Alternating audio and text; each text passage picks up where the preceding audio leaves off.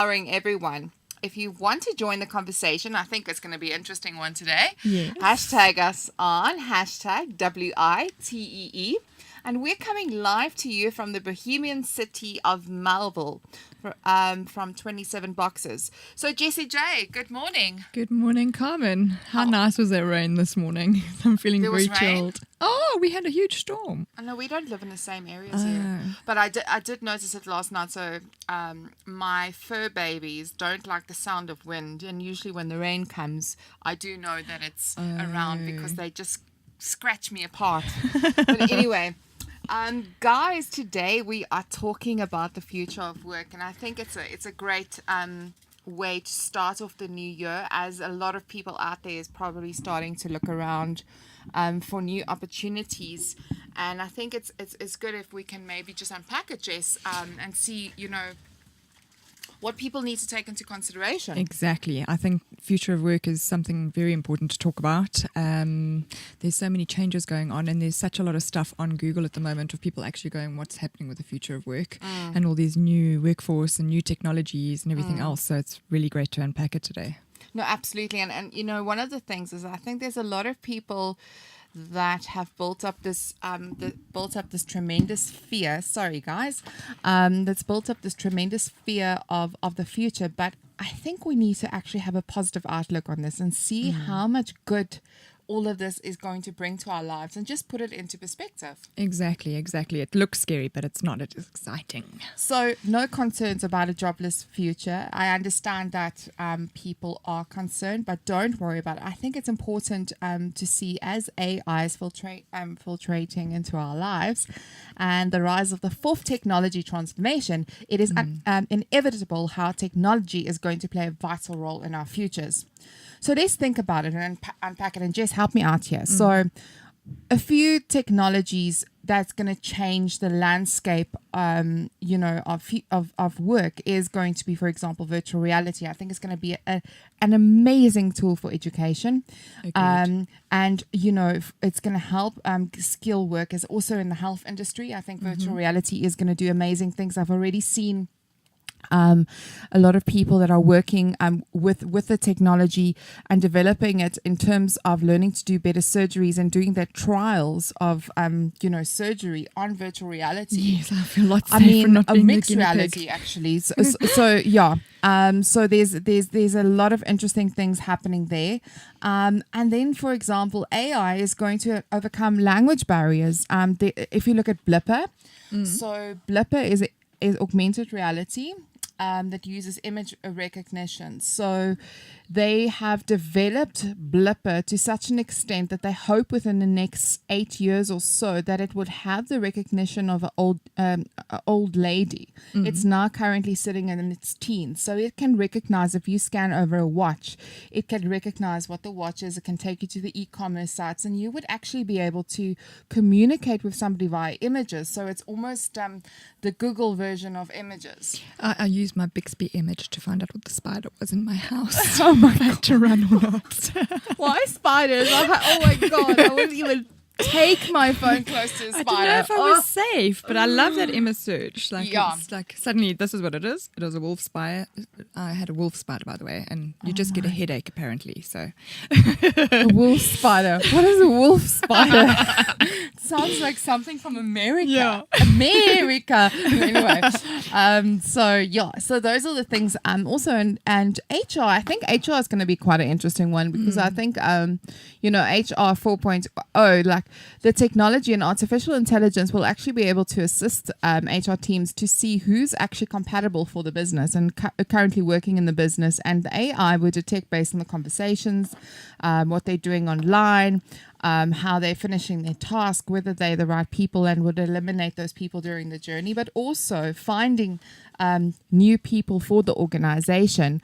Artificial intelligence would be advanced to such a stage that it would be able to tell who's a good candidate for the business. So it eliminates that whole process of doing all these interviews and gives you the top 3. These are the people meant to work with you. Yeah, no. I was actually having a look. It was shared with McKinsey about also from an HR point of view, and how business structures are going to be changing. So you've got your AI capability that's going to give you all that insight through the data and machine learning, because they can learn so fast and do stuff faster than us.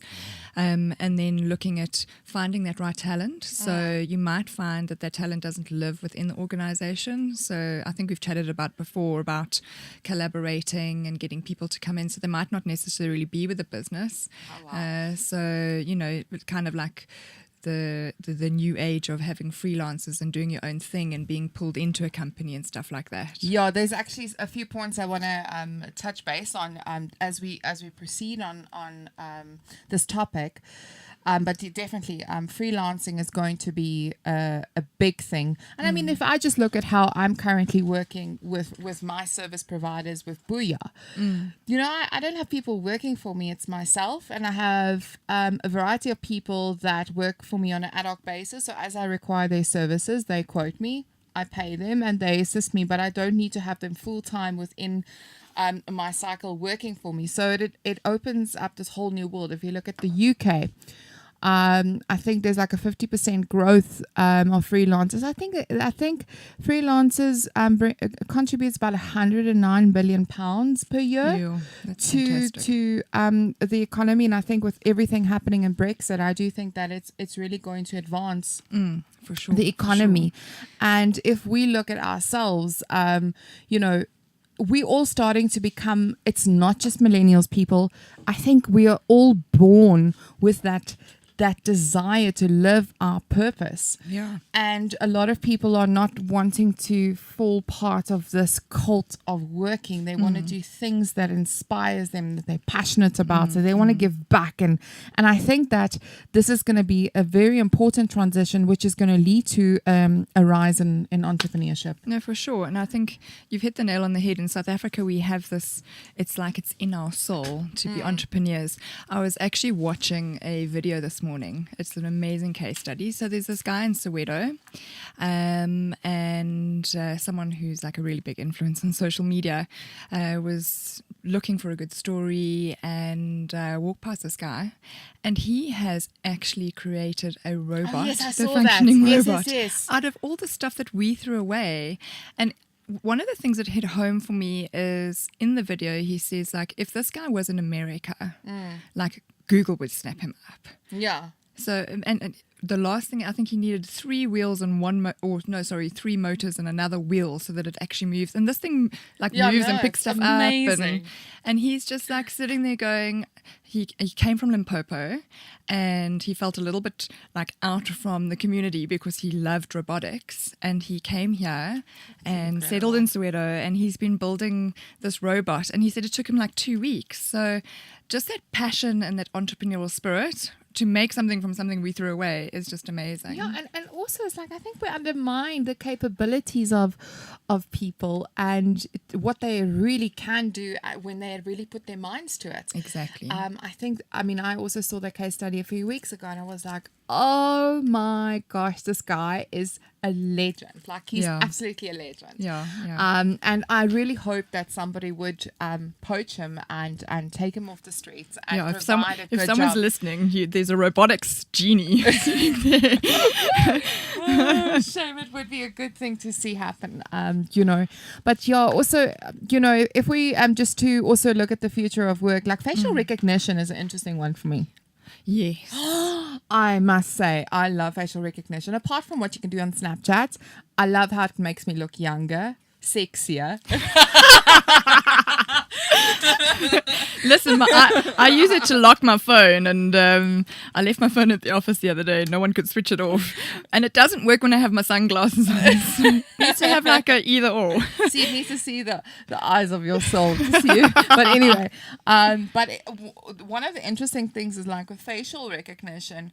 I saw on Sky News a while ago, they were actually showing at this festival how the drone was flying above people and it was looking at their faces and doing facial recognition just to understand if these people have a criminal record, which I know is a bit creepy, but real people, we have to think about this problem being in areas where there's thousands of people with this Exactly. whole terrorist thing happening. I feel much safer. And not even being around 1,000 people. So we're busy doing Oh my the goodness. security for our house, and we're getting a system with facial recognition. I love it. So when people keep coming to your gate and you're at work and you don't want to get like burgled, it starts to remember that this person's been there, and if you can program it to go, hey, what do you want? So you don't even have to be there. So, you know, You see, keeping you safe. I think facial recognition is going to be incredible. Look, the development in facial recognition, you also need a good database. You need to work on that. But I mean that Rembrandt case study that they did in Netherlands, where they took all of the Rembrandt paintings, and they used image recognition and data science to understand how the paint brush brushed over the painting and the skill set that was used behind it and the heights of every paint level and molecules. And I mean, they studied the whole thing, and they managed to put the data together of all the facial features of each painting. Oh, And they wow. combined it, and they created a new Rembrandt painting. Oh, wow. I didn't From see that it. one. That I must sounds send it to you. amazing. It is absolutely incredible. And I think understanding the human race, I think that this is going to be quite an important one. And also, if you look at neuroscience and what's happening there, is these tool sets that people have in order to understand your facial expressions when you look at something particular. There's a technology that they've been working on for a very long time. It's called iFluence. Now, iFluence actually studies your eyes and how you respond to content and how you respond to a situation in your life.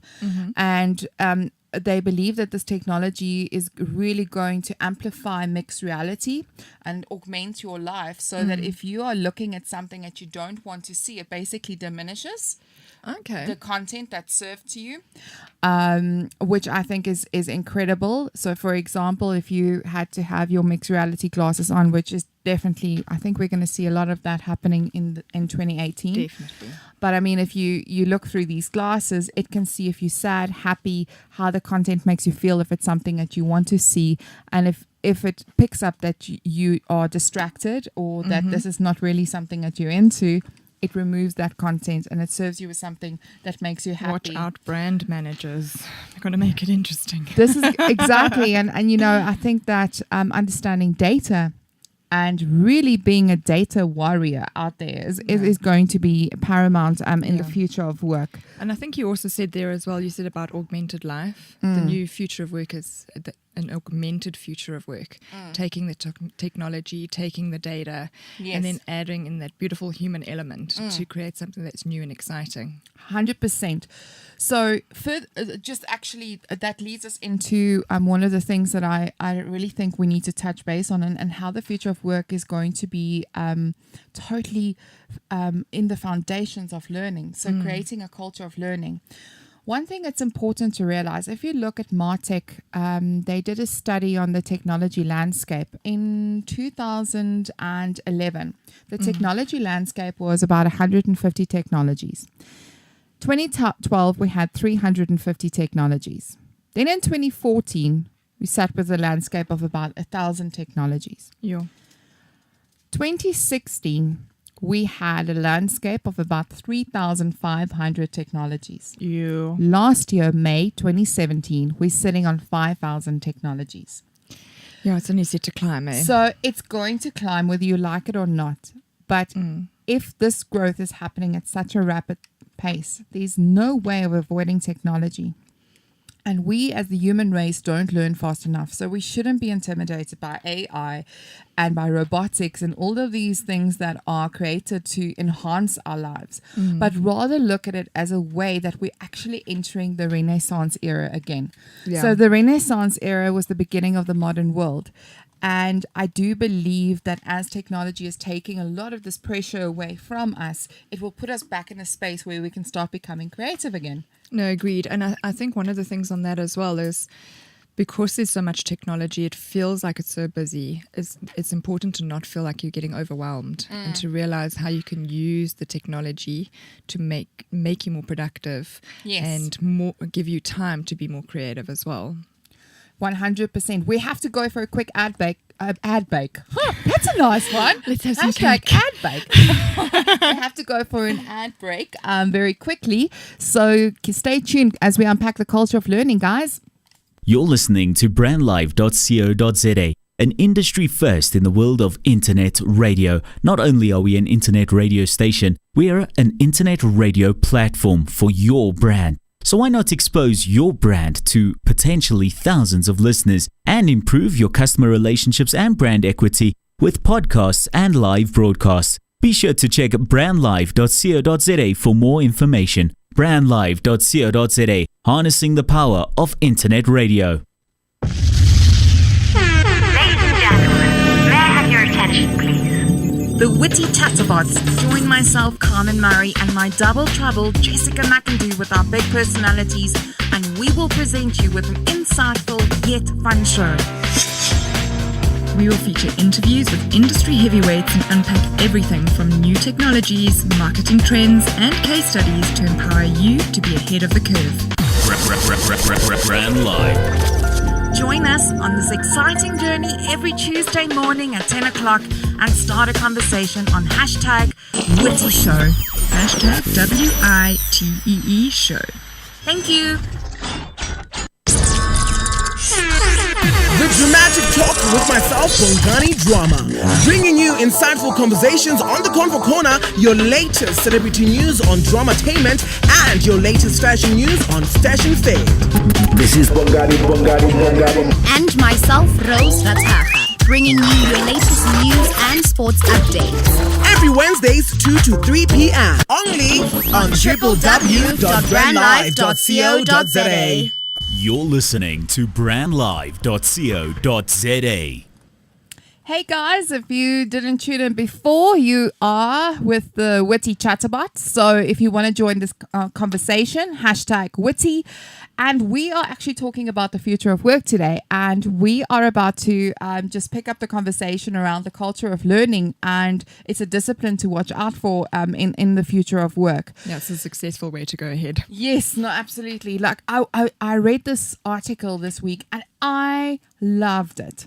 So Elon Musk, I mean, we all know he is a trailblazer. He is really the pioneer of the future, from getting people to go all the way to Mars, autonomous cars, colonize Mars, and autonomous cars and the forefront of innovation. He really didn't like the way his kids are being taught at school, because I totally agree with that. No, I agree as well. I think as a mom as well, some of the things where you've got your kids in this traditional environment of learning, and then in technology and digital, and I got into trouble with a teacher that I wasn't allowed to teach that way because that's not how we do it. And I was like, but that's not how the world is. It's not realistic. It's not. It's just, so the world is like this ever-evolving, moving fast innovation, and we're still sitting going from like, you can't go A to Z. You have to go A, Z, K, M. You have to look at everything holistically. So there isn't this process anymore, because that's how the world is changing. And I totally agree with that. I mean, if I look at the whole education system, I don't know. My view is it's going to become obsolete if they don't change it, because it's good to learn the fundamentals, but one thing that Elon Musk said in this, this article, it's people are being taught the skills. So, here is the tools that you need. So you're going to need a screwdriver, you're going to need a hammer. These are the toolkit that you're going to use in life. But then they don't get the foundation of the problem that they need to solve. So they don't understand the problem, so where to use those tools. Yeah. Where the whole element of what Elon Musk is doing is he started his school, so he pulled his kids out of a very lonely private school, and he said, I'm going to create a school for you guys, and it's called Ad Astra, and it's teach the problem, not the tools. Perfect. Don't you think it's amazing? No, it is. It's like when I was learning science at school, right? Physics was my worst. And I never, ever got it. And even when I passed my matric exam and I left, it still made no sense to me, right? Then I got a car and learned how to drive and understood that when I pressed the brake and I was going at 120 and I needed to be at 0, then it all made sense. Exactly. Like in the actual working, you don't want to crash into someone. And I was like, oh, this is what I've been learning all my life. Yeah. So why didn't they just like put us in not put us in cars to drive, but like take us on a road trip to explain what it meant? They can simulate that experience now with technology. Exactly. But, this is the important thing is also in the work environment is that, for example, putting an engine in front of us and saying, okay, guys, here is an engine, take it apart. And here's the tools on the side and then figure out what you need to work. That is the process of learning. And I think that it's important that it needs to become far more practical. And this culture of learning is going to be essential as more and more technology is entering our working environments. And as consumers and connected individuals are adopting these technologies, we are going to have a responsibility to learn and play with this tech, and that's the part that's probably being neglected in these formal structures of learning. Yeah, I was actually looking at an article, and it's one of the things that I really want to instill at Social Path is really around the enabling of collaboration. So there's a lot of businesses out there that don't put those tools in place. Yeah. So to be able to collaborate on different platforms, just like if you're on Facebook Messenger all the time or Skype or whatever, to bring that in. I mean, some businesses use Facebook closed communities to chat. So giving these tools so that you can collaborate and you can share to instill this, the whole learning philosophy. So, if you don't carry on learning, then you actually just stagnate, and that's when you get like our modern workforce becoming really, really bored. So it's important to have that time to sit and to learn. Absolutely. And I think this is going to be a big paradigm shift in future for organizations that neglect creating spaces for their staff to think and explore and to learn, and making sure that there is time set aside for that. Very important. They are going to see a lot of issues getting the relevant people working in the industries going into the future. Yeah, and on that point, so again with McKinsey, one of the stats that they released is that if you sit down as a business right now, let's say you've got 3 millennials working for you, 1 out of those 3 millennials will not be working for you in 2020. And if you had 4, 1 in 4 would not be with you next year, because of the whole not instilling the culture of learning and something to add value, to give back. So it's more around, who is this person that I can look up to? Who is this person that can teach me these skills that I don't have? So you can have that cross-pollination of understanding new age technology and then giving the experience over so that you can create something better. 100%. I totally agree with that. And I mean, we were talking earlier on about, some of the careers that we're going to see rising, in future, which we'll quickly unpack just now, as we've only got 3 minutes. But let's quickly go. The producer loves that. So let's go through a few interesting careers to watch out for. Then we'll actually touch base with that cross-pollination. So one of the careers to watch out for is a psychologist, because people are going to require human-to-human intervention. Yes. And as technology is growing and a lot of people are so immersed in this digital world, there's going to be also a lot of people having issues that we're going to need to solve. Yes, And it's not going to be a virtual psychologist. It's actually going to be the requirement of a person going to sit and have a face-to-face with somebody, because there's also going to be a lot of people.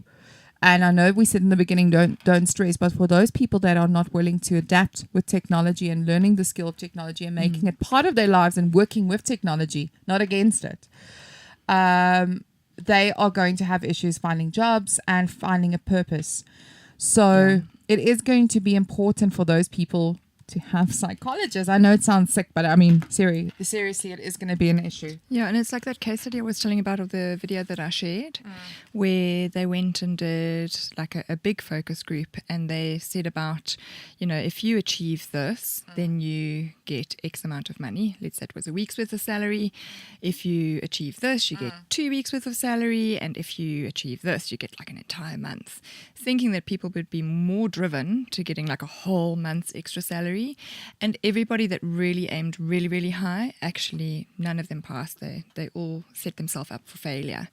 So the business that had gone behind this, what they've actually done is instilled this culture where that they understood that it's not about monetary and everything else. They give them 48 hours off work to just come up and create something to keep them Back into interested. the Renaissance. Exactly. Awesome. So the other thing which is also, I love this. Ew, I can't wait for this one. Is a personal data broker.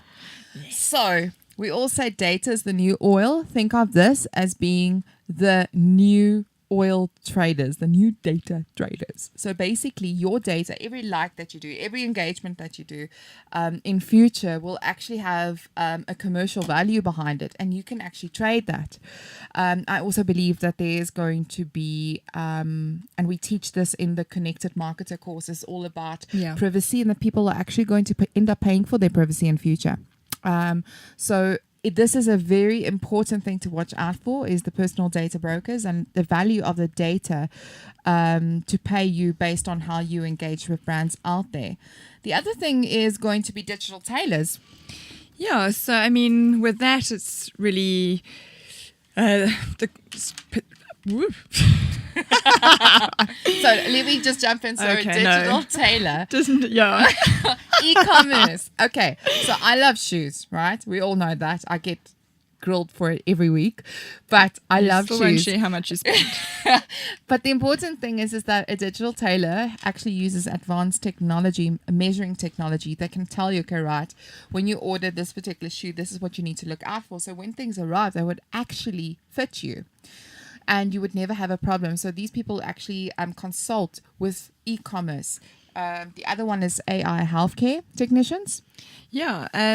So, I mean, there was another one as well where, X-ray machines learning more than people, but this is really where you've got qualified nurses and doctors working in tandem with AI technology, and it's really around where you get your diagnosis. I think you were saying as well about the app in Cleveland, where people want to have fast service. If you're not feeling well as well, you want to know what's the matter. So you go through your decision tree on the app and answer a few questions and take it all the way through. And that's like the new face of healthcare.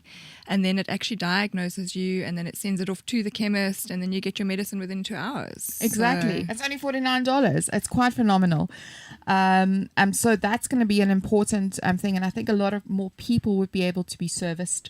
And this is one of the biggest problems in healthcare, is that, the NHS, you always hear about New Year's Day and like Christmas, and when the people are drinking, and they can't get enough nurses to attend to all of the people. Exactly. And I think this is going to be important to see also in remote areas in Africa, how people will be serviced using virtual healthcare technicians. Yeah, and even like sending drones out with medication and stuff like that That's to already areas. happening in Kenya. Exactly. It's so exciting. It's amazing. The last one is my favorite one, which I think would be maybe another career to consider in the near future, would be an AR journey builder.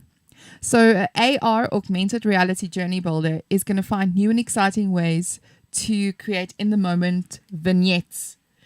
And for you to engage with your environment, and teaching you about your environment. So as you see a rock, and it's going to tell you this rock is 1 million years old, and this is the history of this rock and this cave, and you would walk around and you won't recognize something, and it will tell you what it is, where you should go. It's just engaging with your environment in real time. Exactly. And that's where I think school should go. Back on the school point, like, let's walk with the man on the moon. Let's touch the dinosaur. Like, let's experience it, not read it. Exactly. Well, guys, I would love to talk more and more about this. But in closing, I found this amazing quote, which is by William Butler Yeats, and he says, "Education is not filling of a pail, but the lighting of a fire." So let's ignite those bellies with fire, get excited about the future, embrace technology, Yes. make things happen for yourself. Yes, let's create the future. Absolutely. Mind the pun. Absolutely. Anyway, guys, I just want to say thank you very much for tuning in with the WITEE Chatterbots show. Yeah, it's been lots of fun. I'd like to do more of these. For sure. I'm Carmen Murray. And I'm Jessica McIndoe signing out. Cheers, guys. Cheers. Harnessing the power of talk radio. Brandlive.co.za